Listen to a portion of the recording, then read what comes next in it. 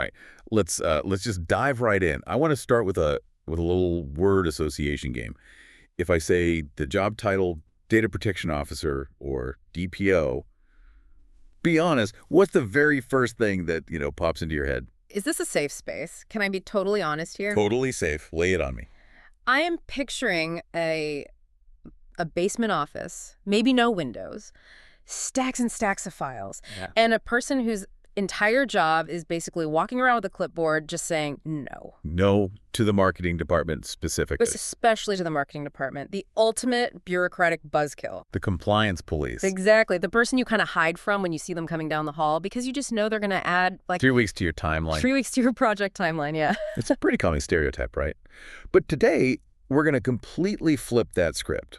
We're doing a deep dive into the training curriculum for the PECB Certified Data Protection Officer course, specifically the version on Self-Study.online. And if you actually look at what this training covers, what this role really entails, it turns out being a DPO is less about box ticking and a lot more like being a crisis negotiator. Or a high-stakes safety engineer. That's a much better analogy. Right.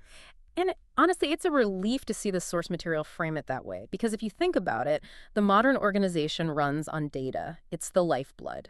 And the DPO is the person making sure that lifeblood doesn't get, contaminated or spilled or held for ransom. So our mission today is to look at this specific certification. What does it teach? How does it work? And why is it set up the way it is? We want to understand what it takes to move beyond just knowing the GDPR text. Actually doing the job. Exactly. Because as we're about to find out, those are two very different things. Oh, they're worlds apart. And that's what's so fascinating about this source material. It frames the rule not just as like a legal necessity, but as an operational safeguard. The stakes here aren't just about avoiding a fine from some regulator. Which is what you usually hear. It's always about the fines. Oh, 4% of global turnover. It's a scare tactic. It is. But the source material highlights something much more insidious. It uses the phrase reputational and financial damage. That phrase really stood out to me. The course description explicitly says that GDPR violations erode customer trust. Precisely. A fine is just a transaction. It's painful, sure, but you write the check, you move on. But losing the trust of your customers because you mishandled their data? That sticks around. That damage lingers for years. It rots the brand from the inside out. So the goal of this training isn't just compliance. The source makes it clear it's about competence. It's about building privacy into the DNA of the company so you never lose that trust. So let's get into the role itself. The source is pretty aggressive about saying this isn't just theory. If you're a DPO, what are you actually doing day to day? Because I think most of us assume they just, read the law all day. Well, the course breaks it down using Article 39 of the GDPR as its backbone, but it's all about translating that legal text into action. First, you're informing and advising the controller or the processor. You are the internal consultant. Okay, the go-to expert. Right, but think what that means. The marketing team has a crazy new idea for tracking user behavior. They come to you. You can't just say no. You have to be a partner. You have to explain the risks and help them find a way to get what they want without breaking the law. That's a negotiation. So a lot of soft skills. Yeah. Not just hard skills. Absolutely. But then you have the enforcement side. The source says you're monitoring compliance. So you're not just setting the rules, you're checking to see if people are following them. You're running audits. Which I imagine makes you super popular at the office party. It's a tough gig. But then there's the heavy lifting, providing guidance on data protection impact assessments, DPIAs. I saw that acronym everywhere. DPIA. It sounds incredibly dry, but the way they describe it, it seems vital. What is it, practically? Think of a DPIA like a structural integrity test before you build a skyscraper. If a company wants to launch a new product that seems high risk, say, it uses facial recognition or processes genetic data. Okay. The DPO has to step in before it gets built. They analyze the whole process and say, okay, this looks dangerous. How do we mitigate that risk? So you're catching the problem before it even becomes a problem. That's the goal, yeah. And finally, you're the main contact for the supervisory authorities. If a regulator comes knocking because of a breach, you're the one answering the door. You are the face of the company's data practices. That distinction really matters. The source points out that an ineffective DPO just reads the rules. But an effective one, advises on data protection by design. They're there at the drawing board. And this is where it gets really interesting for anyone who loves systems. This course doesn't just leave you with the GDPR text, it integrates ISO standards. I wanted to ask about that. I saw ISO IE 27701 and 29134. To me, that's just alphabet soup. Why is that linkage so important here? Because the GDPR tells you what to do. It says protect the data. It says ensure confidentiality, but it doesn't really tell you how to do it. It doesn't give you a blueprint. Exactly. The ISO standards are the blueprint. ISO 27701 is the standard for privacy information management. It gives you the actual controls, the document structures, the whole management process. Ah, so the GDPR is the what, and ISO is the how. You've got it. So you're not just waving a law book at the IT department. You're giving them a standard they can actually build into their servers and workflows. That makes so much more sense. It bridges the gap. And ISO 29134, that's the specific standard for conducting those impact assessments we were just talking about. So instead of just guessing, you have a globally recognized method to measure risk. It turns the DPO from a lawyer into an engineer. Okay, let's talk about the training itself. The source describes this as a structured 5-day learning path. Yeah. And looking at the curriculum, I mean, it looks like a mental sprint. Oh, Over yeah. 450 pages of material. It's dense, for sure, but it's structured very logically. It kind of mimics the life cycle of the role. Let's walk through that week. Day 1 is foundations. This is the vocabulary lesson, right? It is, but you can't skip it. In this field, precise language is everything. You have to know, without a doubt, who the controller is and who the processor is. Can you give us a quick example? Because those terms get thrown around a lot. Sure. Let's say you're an online store. You have a customer list. You decide why you have that data and what you do with it. You're the controller. You're the boss of the data. Got it. Now, you hire a cloud company to host that database for you. They don't own it. They just store it. They're the processor. If there's a breach at the cloud company, who is liable? If you don't get that relationship right, you can't manage the risk. Day 1 locks that down. And day 2 seems to shift into strategy. DPO designation and compliance program analysis. This is where you put on your detective hat. First question, does this company even need a DPO?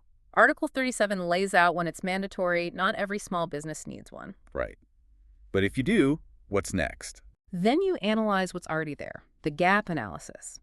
You look at the organization as it stands today, the good, the bad, the ugly, and you ask, where are we vulnerable? Where do our practices not match the law? Day 3 is DPO operational responsibilities.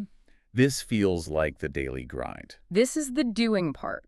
And a huge piece of this is managing data subject requests. You mean like when I email a company and say, hey, delete my account and tell me everything you know about me? Exactly. We call them DSARs, data subject access requests.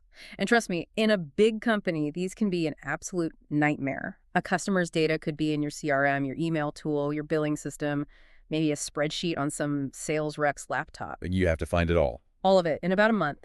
Day 3 teaches you how to manage that process so the company doesn't grind to a halt. And day 4 is monitoring. Right. How do you conduct an internal audit? How do you check your own work? And crucially, how do you engage with authorities when things go wrong? It's all about continuous improvement.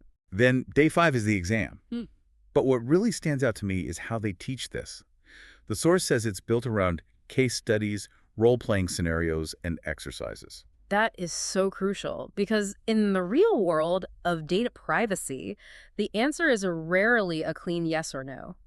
It is almost always, it depends. Depends on the context. Always. The focus on role-playing tells you they're teaching decision-making. You're not just memorizing Article 5, you're... Listen to this.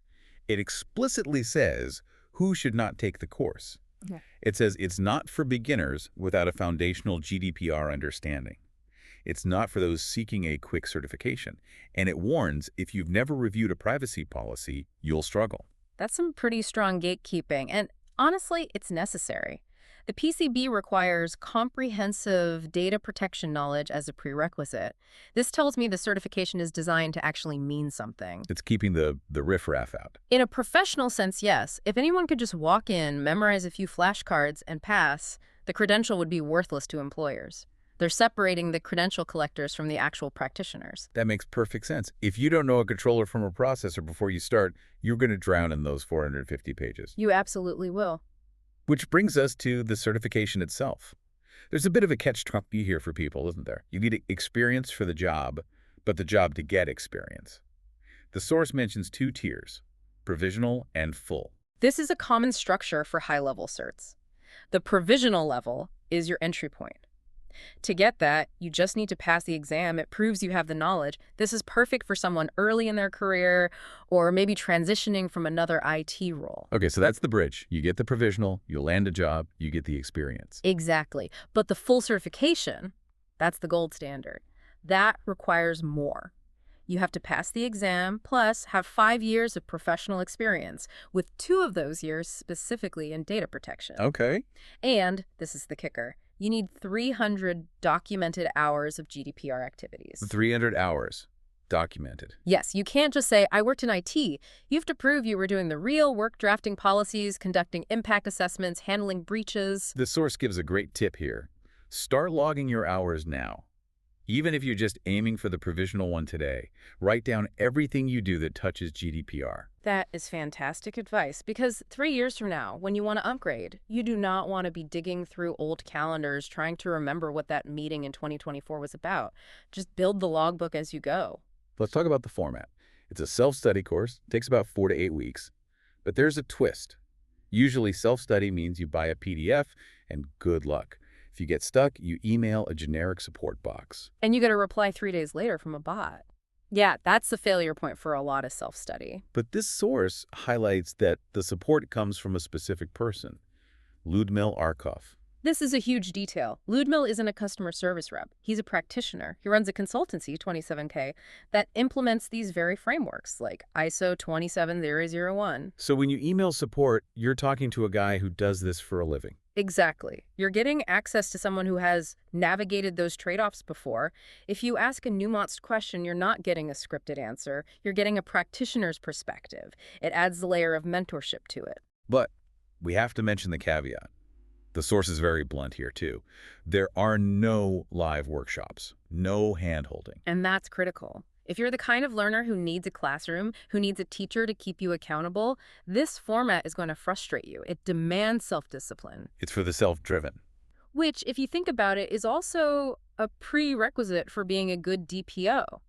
There's rarely anyone looking over your shoulder telling you what to do. You have to be self-motivated. So the format actually mirrors the job. That's a great point. The medium is the message. Okay, let's talk about the final boss, the exam. What are we looking at? It covers 3 domains. You have data protection concepts, you have accountability and compliance roles, and then the technical and organizational measures. Is it multiple choice? It's scenario-based. And here's the interesting part. It's often open book. Open book. Well, that sounds easier. Don't be fooled. In professional certifications, open book almost always means harder. It means they aren't testing your memory. They know you can look up the article number.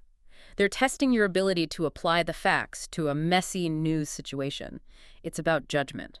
And if you fail, because these exams are stressful. There is a safety net.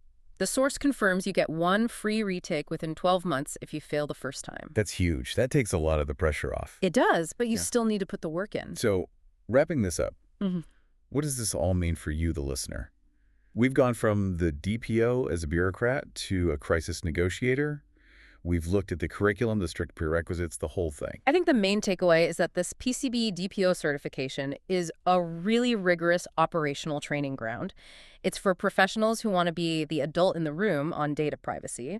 It connects the legal what of GDPR to the technical how of ISO standards. And in a world where data breaches are in the news literally every week, the DPO is the person standing between a company and total disaster. Absolutely. They are the human firewall, the strategic firewall. The source material ends on this idea that GDPR violations do more than just cost money. They erode trust.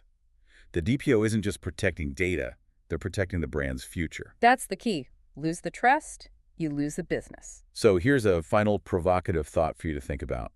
We often see the CEO as the visionary, or the lead engineer as the builder, the most critical roles.